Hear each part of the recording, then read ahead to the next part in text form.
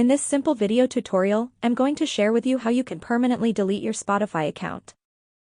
Deleting your Spotify account might be important if you're concerned about privacy, want to reduce your digital footprint, or if you're switching to a different music streaming service.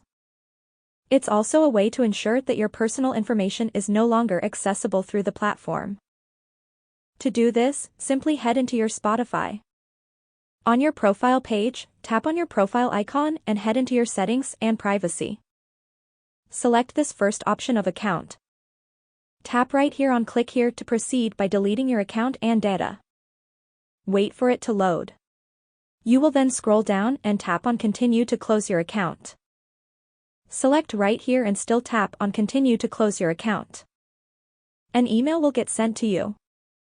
Make sure to head into the sent email message to confirm and delete your Spotify account. That's how easy it is to delete your Spotify account. If you have any questions, just let me know in the comments section down below. Please don't forget to leave a like, share and subscribe for more video tutorials like this one.